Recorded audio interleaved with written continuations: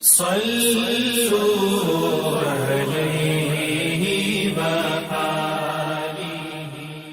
بخاری حدیث نمبر 1۔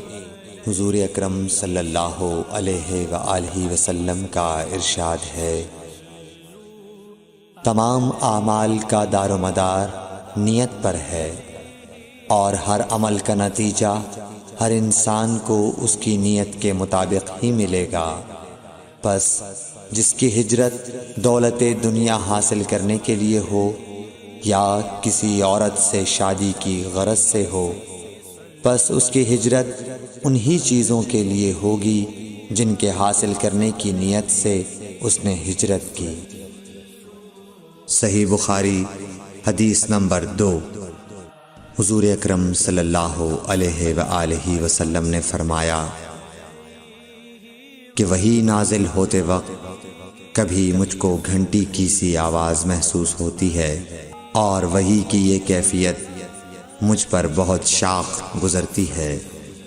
جب یہ کیفیت ختم ہوتی ہے تو میرے دل و دماغ پر اس فرشتے کے ذریعے نازل شدہ وحی محفوظ ہو جاتی ہے، اور کسی وقت ایسا ہوتا ہے کہ فرشتہ بشکل انسان میرے پاس آتا ہے اور مجھ سے کلام کرتا ہے، پس میں اس کا کہا ہوا یاد رکھ لیتا ہوں۔ صحیح بخاری حدیث نمبر 3۔ حضرت صلی اللہ علیہ وآلہ وسلم پر وحی کا ابتدائی دور اچھے سچے پاکیزہ خوابوں سے شروع ہوا۔ آپ خواب میں جو کچھ دیکھتے وہ صبح کی روشنی کی طرح صحیح اور سچا ثابت ہوتا۔ پھر من جانب قدرت آپ تنہائی پسند ہو گئے، اور آپ نے غار حرا میں خلوت نشینی اختیار فرمائی، اور کئی دن اور رات وہاں مسلسل عبادت اور یاد الہی و ذکر میں مشغول رہنے لگے۔ جب تک گھر آنے کو دل نہ چاہتا توشہ ہمراہ لیے ہوئے وہاں رہتے۔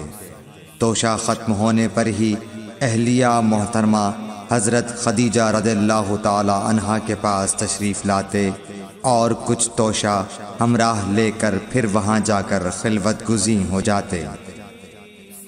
یہی طریقہ جاری رہا یہاں تک کہ آپ پر حق منکشف ہو گیا، اور آپ غار حرا ہی میں قیام پذیر تھے کہ اچانک حضرت جبرائیل علیہ السلام آپ کے پاس حاضر ہوئے اور کہنے لگے کہ اے محمد پڑھو۔ آپ فرماتے ہیں کہ میں نے کہا کہ میں پڑھنا نہیں جانتا۔ آپ صلی اللہ علیہ وسلم فرماتے ہیں کہ فرشتے نے مجھے پکڑ کر اتنے زور سے بھینچا کہ میری طاقت جواب دے گئی، پھر مجھے چھوڑ کر کہا پڑھو۔ میں نے پھر وہی جواب دیا کہ میں پڑھا ہوا نہیں ہوں۔ اس فرشتے نے مجھ کو نہایت ہی زور سے بھینچا کہ مجھ کو سخت تکلیف محسوس ہوئی، پھر اس نے کہا کہ پڑھ۔ میں نے کہا میں پڑھا ہوا نہیں ہوں۔ فرشتے نے تیسری بار مجھ کو پکڑا اور تیسری مرتبہ پھر مجھ کو بھینچا، پھر مجھے چھوڑ دیا اور کہنے لگا کہ پڑھو اپنے رب کے نام کی مدد سے جس نے پیدا کیا اور انسان کو خون کی پھٹکی سے بنایا۔ پڑھو اور آپ کا رب بہت ہی مہربانیاں کرنے والا ہے۔ پس یہی آیتیں آپ حضرت جبرائیل علیہ السلام سے سن کر اس حال میں غار حرا سے واپس ہوئے کہ آپ کا دل اس انوکھے واقعے سے کانپ رہا تھا۔ آپ حضرت خدیجہ کے ہاں تشریف لائے اور فرمایا کہ مجھے کمبل اوڑھا دو، مجھے کمبل اوڑھا دو۔ لوگوں نے آپ کو کمبل اوڑھا دیا۔ جب آپ کا ڈر جاتا رہا تو آپ نے اپنی زوجہ محترمہ حضرت خدیجہ رضی اللہ تعالی عنہا کو تفصیل کے ساتھ یہ واقعہ سنایا، اور فرمانے لگے کہ مجھ کو اب اپنی جان کا خوف ہو گیا ہے۔ آپ کی اہلیہ محترمہ حضرت خدیجہ رضی اللہ تعالی عنہا نے آپ کی ڈھارس بندھائی اور کہا کہ آپ کا خیال صحیح نہیں ہے، اللہ کی قسم آپ کو اللہ کبھی رسوا نہیں کرے گا۔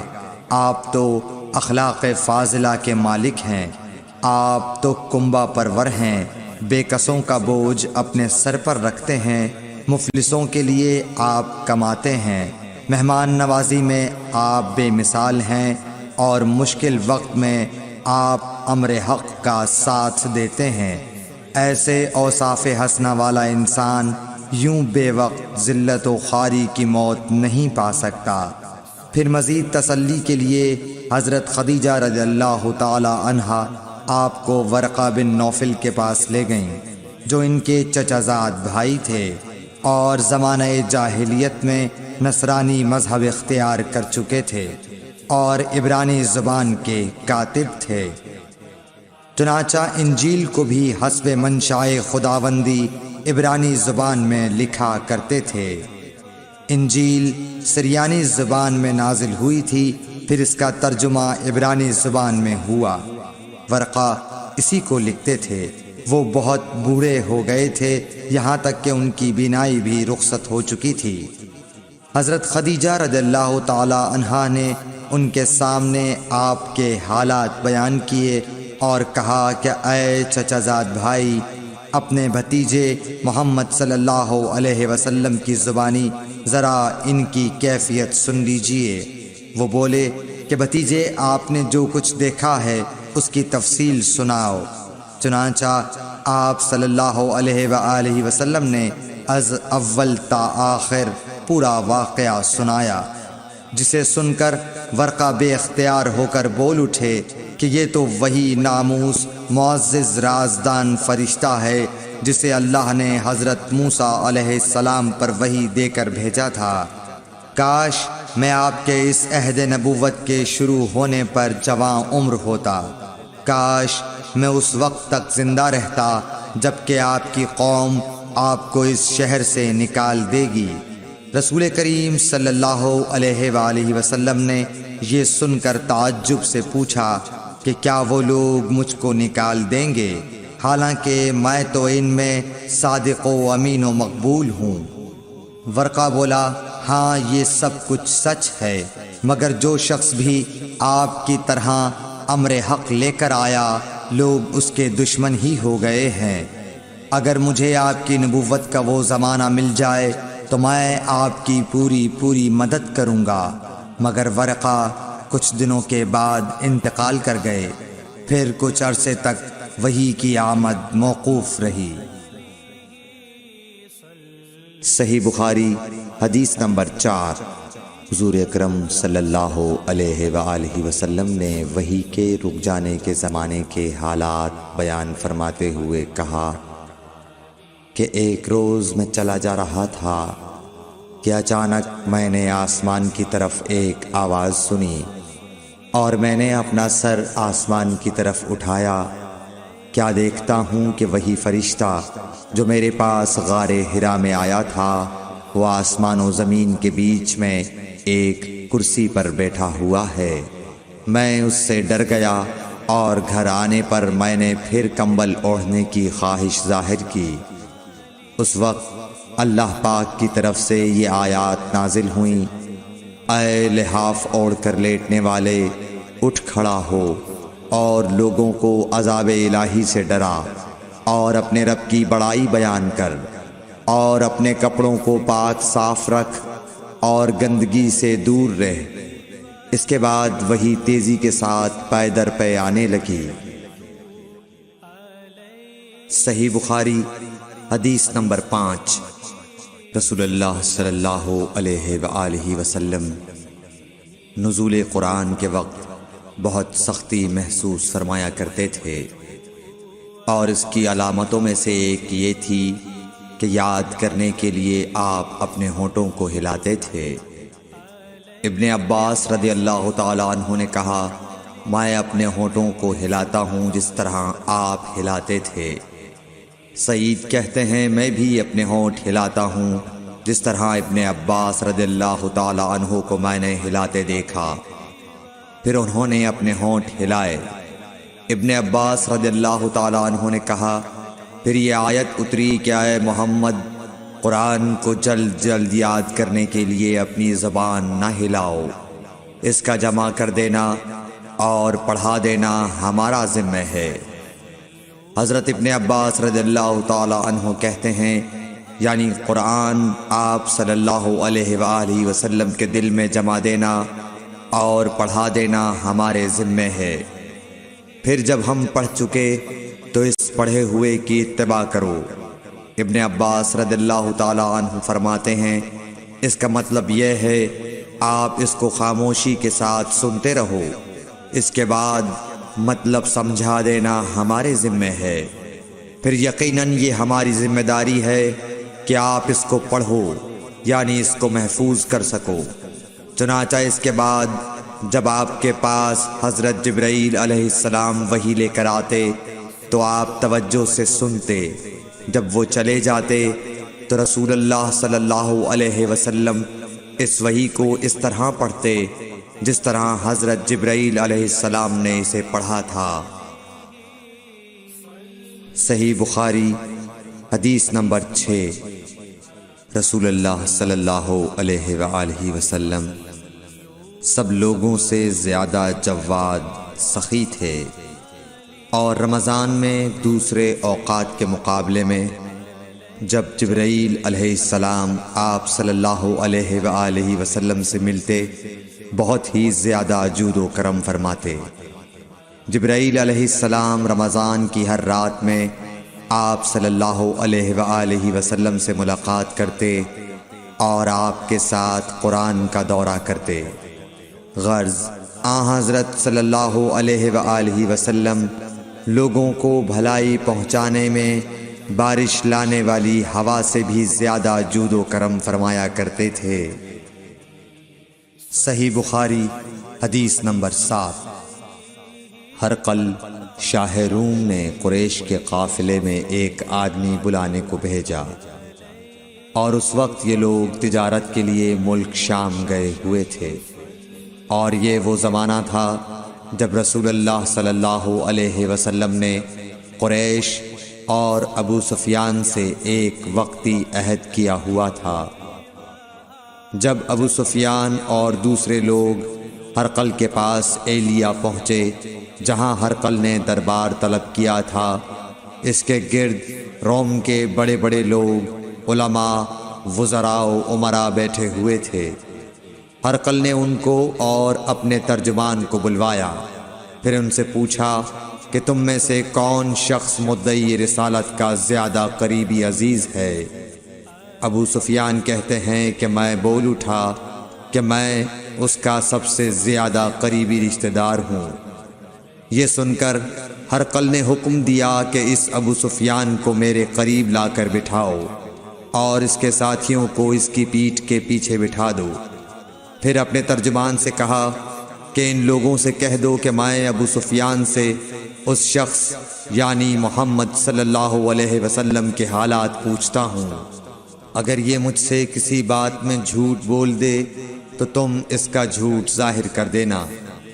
ابو سفیان کا قول ہے کہ خدا کی قسم اگر مجھے یہ غیرت نہ آتی کہ یہ لوگ مجھ کو جھٹلائیں گے تو میں آپ صلی اللہ علیہ وسلم کی نسبت ضرور غلط گوئی سے کام لیتا۔ خیر، پہلی بات جو ہرقل نے مجھ سے پوچھی وہ یہ کہ اس شخص کا خاندان تم لوگوں میں کیسا ہے؟ میں نے کہا وہ تو بڑے اونچے عالی نسب والے ہیں۔ کہنے لگا اس سے پہلے بھی کسی نے تم لوگوں میں ایسی بات کہی تھی؟ میں نے کہا نہیں۔ کہنے لگا اچھا اس کے بڑوں میں کوئی بادشاہ ہوا ہے؟ میں نے کہا نہیں۔ پھر اس نے کہا بڑے لوگوں نے اس کی پیروی اختیار کی ہے یا کمزوروں نے؟ میں نے کہا نہیں، کمزوروں نے۔ پھر کہنے لگا اس کے تابعدار روز بڑھتے جاتے ہیں یا کوئی ساتھی پھر بھی جاتا ہے؟ میں نے کہا نہیں۔ کہنے لگا کیا اپنے اس دعوی نبوت سے پہلے کبھی کسی بھی موقع پر اس نے جھوٹ بولا ہے؟ میں نے کہا نہیں، اور اب ہماری اس سے صلح کی ایک مقررہ مدت ٹھہری ہوئی ہے، معلوم نہیں وہ اس میں کیا کرنے والا ہے۔ ابو سفیان کہتے ہیں میں اس بات کے سوا اور کوئی جھوٹ اس گفتگو میں شامل نہ کر سکا۔ ہرقل نے کہا کیا تمہاری اس سے کبھی لڑائی بھی ہوئی ہے؟ ہم نے کہا کہ ہاں۔ بولا پھر تمہاری اور اس کی جنگ کا کیا حال ہوتا ہے؟ میں نے کہا لڑائی ڈول کی طرح ہے، کبھی وہ ہم سے میدان جنگ جیت لیتے ہیں اور کبھی ہم ان سے جیت لیتے ہیں۔ ہرقل نے پوچھا وہ تمہیں کس بات کا حکم دیتا ہے؟ میں نے کہا وہ کہتا ہے کہ صرف ایک اللہ ہی کی عبادت کرو، اس کا کسی کو شریک نہ بناؤ، اور اپنے باپ دادا کی شرک کی باتیں چھوڑ دو، اور ہمیں نماز پڑھنے، سچ بولنے، پرہیزگاری اور صلہ رحمی کا حکم دیتا ہے۔ یہ سب سن کر پھر ہرقل نے اپنے ترجمان سے کہا کہ ابو سفیان سے کہہ دے کہ میں نے تم سے اس کا نسب پوچھا تو تم نے کہا کہ وہ ہم سے عالی نسب ہے، اور پیغمبر اپنی قوم میں عالی نسب ہی بھیجے جایا کرتے ہیں۔ میں نے تم سے پوچھا کہ دعوی نبوت کی یہ بات تمہارے اندر اس سے پہلے کسی اور نے بھی کہی تھی؟ تو تم نے جواب دیا کہ نہیں۔ تب میں نے اپنے دل میں کہا کہ اگر یہ بات اس سے پہلے کسی اور نے کہی ہوتی تو میں سمجھتا کہ اس شخص نے بھی اسی بات کی تقلید کی ہے جو پہلے کہی جا چکی ہے۔ میں نے تم سے پوچھا کہ اس کے بڑوں میں کوئی بادشاہ بھی گزرا ہے تو تم نے کہا کہ نہیں۔ تو میں نے دل میں کہا کہ ان کے بزرگوں میں سے کوئی بادشاہ ہوا ہوگا تو کہہ دوں گا کہ وہ شخص اس بہانے اپنے آباء و اجداد کی بادشاہت اور ان کا ملک دوبارہ حاصل کرنا چاہتا ہے۔ اور میں نے تم سے پوچھا کہ اس بات کے کہنے یعنی پیغمبری کا دعویٰ کرنے سے پہلے تم نے کبھی اس کو دروغ گوئی کا الزام لگایا ہے؟ تم نے کہا کہ نہیں۔ تو میں نے سمجھ لیا کہ جو شخص آدمیوں کے ساتھ دروغ گوئی سے بچے وہ اللہ کے بارے میں کیسے جھوٹی بات کہہ سکتا ہے۔ اور میں نے تم سے پوچھا کہ بڑے لوگ اس کے پیرو ہوتے ہیں یا کمزور آدمی؟ تم نے کہا کمزوروں نے اس کی اتباع کی ہے۔ تو دراصل یہی لوگ پیغمبروں کے متبعین ہوتے ہیں۔ اور میں نے تم سے پوچھا کہ اس کے ساتھی بڑھ رہے ہیں یا کم ہو رہے ہیں؟ تم نے کہا کہ وہ بڑھ رہے ہیں، اور ایمان کی کیفیت یہی ہوتی ہے حتیٰ کہ وہ کامل ہو جاتا ہے۔ اور میں نے تم سے پوچھا کہ آیا کوئی شخص اس کے دین سے ناخوش ہو کر مرتد بھی ہو جاتا ہے؟ تم نے کہا نہیں۔ تو ایمان کی خاصیت بھی یہی ہے، جن کے دلوں میں اس کی مسرت رچ بس جائے وہ اس سے لوٹا نہیں کرتے۔ اور میں نے تم سے پوچھا کہ آیا وہ کبھی عہد شکنی کرتے ہیں؟ تم نے کہا نہیں۔ پیغمبروں کا یہی حال ہوتا ہے، وہ عہد کی خلاف ورزی نہیں کرتے۔ اور میں نے تم سے کہا کہ وہ تم سے کس چیز کے لیے کہتے ہیں؟ تم نے کہا کہ وہ ہمیں حکم دیتے ہیں کہ اللہ کی عبادت کرو، اس کے ساتھ کسی کو شریک نہ ٹھہراؤ، اور تمہیں بتوں کی پرستش سے روکتے ہیں، سچ بولنے اور پرہیزگاری کا حکم دیتے ہیں۔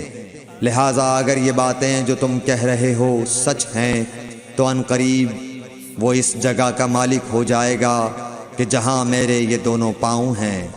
مجھے معلوم تھا کہ وہ پیغمبر آنے والا ہے، مگر مجھے یہ معلوم نہیں تھا کہ وہ تمہارے اندر ہوگا۔ اگر میں جانتا کہ اس تک پہنچ سکوں گا تو اس سے ملنے کے لیے ہر تکلیف گوارا کرتا۔ اگر میں اس کے پاس ہوتا تو اس کے پاؤں دھوتا۔ ہرقل نے رسول اللہ صلی اللہ علیہ وسلم کا وہ خط منگایا جو آپ نے وحیہ کلبی رضی اللہ تعالیٰ عنہ کے ذریعے حاکم بصرہ کے پاس بھیجا تھا، اور اس نے وہ ہرقل کے پاس بھیج دیا تھا۔ پھر اس کو پڑھا تو اس میں لکھا تھا، اللہ کے نام کے ساتھ جو نہایت مہربان اور رحم والا ہے۔ اللہ کے بندے اور اس کے پیغمبر محمد صلی اللہ علیہ وسلم کی طرف سے یہ خط ہے شاہ روم کے لیے۔ اس شخص پر سلام ہو جو ہدایت کی پیروی کرے۔ اس کے بعد میں آپ کے سامنے دعوت اسلام پیش کرتا ہوں۔ اگر آپ اسلام لے آئیں گے تو دین و دنیا میں سلامتی نصیب ہوگی، اللہ آپ کو دوہرا ثواب دے گا، اور اگر آپ میری دعوت سے روگردانی کریں گے تو آپ کی رعایا کا گناہ بھی آپ ہی پر ہوگا۔ اور اے اہل کتاب، ایک ایسی بات پر آ جاؤ جو ہمارے اور تمہارے درمیان یکساں ہے، وہ یہ کہ ہم اللہ کے سوا کسی کی عبادت نہ کریں اور کسی کو اس کا شریک نہ ٹھہرائیں، اور نہ ہم میں سے کوئی کسی کو خدا کے سوا اپنا رب بنائے۔ پھر اگر وہ اہل کتاب اس کتاب سے منہ پھیر لیں تو مسلمانوں تم ان سے کہہ دو کہ تم مانو یا نہ مانو، ہم ایک خدا کے اطاعت گزار ہیں۔ ابو سفیان کہتے ہیں جب ہرقل نے جو کچھ کہنا تھا کہہ دیا اور خط پڑھ کر فارغ ہوا تو اس کے ارد گرد بہت شور و غوغا ہوا، بہت سی آوازیں اٹھیں اور ہمیں باہر نکال دیا گیا۔ تب میں نے اپنے ساتھیوں سے کہا کہ ابو کبشہ کے بیٹے حضرت صلی اللہ علیہ وسلم کا معاملہ تو بہت بڑھ گیا، دیکھو تو اس سے بنی اصفر روم کا بادشاہ بھی ڈرتا ہے۔ مجھے اس وقت سے اس بات کا یقین ہو گیا کہ حضور صلی اللہ علیہ وسلم ان قریب غالب ہو کر رہیں گے، حتیٰ کہ اللہ نے مجھے مسلمان کر دیا۔ راوی کا بیان ہے کہ ابن ناطور ایلیا کا حاکم ہرقل کا مصاحب اور شام کے نصارہ کا لاٹ پادری بیان کرتا تھا کہ ہرقل جب ایلیا آیا ایک دن صبح کو پریشان اٹھا تو اس کے درباریوں نے دریافت کیا کہ آج ہم آپ کی حالت بدلی ہوئی پاتے ہیں، کیا وجہ ہے؟ ابن ناطور کا بیان ہے کہ ہرقل نجومی تھا، علم نجوم میں وہ پوری مہارت رکھتا تھا۔ اس نے اپنے ہم نشینوں کو بتایا کہ میں نے آج رات ستاروں پر نظر ڈالی تو دیکھا کہ ختنہ کرنے والوں کا بادشاہ ہمارے ملک پر غالب آ گیا ہے۔ بھلا اس زمانے میں کون لوگ ختنہ کرتے ہیں؟ انہوں نے کہا کہ یہود کے سوا کوئی ختنہ نہیں کرتا، سو ان کی وجہ سے پریشان نہ ہوں۔ سلطنت کے تمام شہروں میں یہ حکم لکھ بھیجیے کہ وہاں جتنے یہودی ہوں سب قتل کر دیے جائیں۔ وہ لوگ انہی باتوں میں مشغول تھے کہ ہرقل کے پاس ایک آدمی لایا گیا جسے شاہ غسان نے بھیجا تھا۔ اس نے رسول اللہ صلی اللہ علیہ وسلم کے حالات بیان کیے۔ جب ہرقل نے سارے حالات سن لیے تو کہا کہ جا کر دیکھو وہ ختنہ کیے ہوئے ہے یا نہیں۔ انہوں نے اسے دیکھا تو بتلایا کہ وہ ختنہ کیا ہوا ہے۔ ہرقل نے جب اس شخص سے عرب کے بارے میں پوچھا تو اس نے بتلایا کہ وہ ختنہ کرتے ہیں۔ تب ہرقل نے کہا کہ یہی محمد صلی اللہ علیہ وسلم اس امت کے بادشاہ ہیں جو پیدا ہو چکے ہیں۔ پھر اس نے اپنے ایک دوست کو رومیہ خط لکھا اور وہ بھی علم نجوم میں ہرقل کی طرح ماہر تھا۔ پھر وہاں سے ہرقل حمص چلا گیا، ابھی حمص سے نکلا نہیں تھا کہ اس کے دوست کا خط اس کے جواب میں آ گیا۔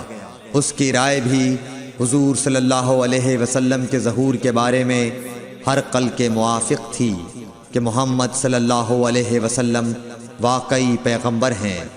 اس کے بعد ہرقل نے روم کے بڑے آدمیوں کو اپنے حمص کے محل میں طلب کیا اور اس کے حکم سے محل کے دروازے بند کر لیے گئے۔ پھر وہ اپنے خاص محل سے باہر آیا اور کہا، اے روم والو، کیا ہدایت اور کامیابی میں کچھ حصہ تمہارے لیے بھی ہے؟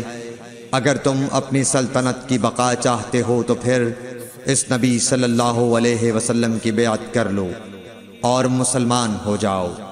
یہ سننا تھا کہ پھر لوگ وحشی گدھوں کی طرح دروازوں کی طرف دوڑے، مگر انہیں بند پایا۔ آخر جب ہرقل نے اس بات سے ان کی یہ نفرت دیکھی اور ان کے ایمان لانے سے مایوس ہو گیا تو کہنے لگا کہ ان لوگوں کو میرے پاس لاؤ۔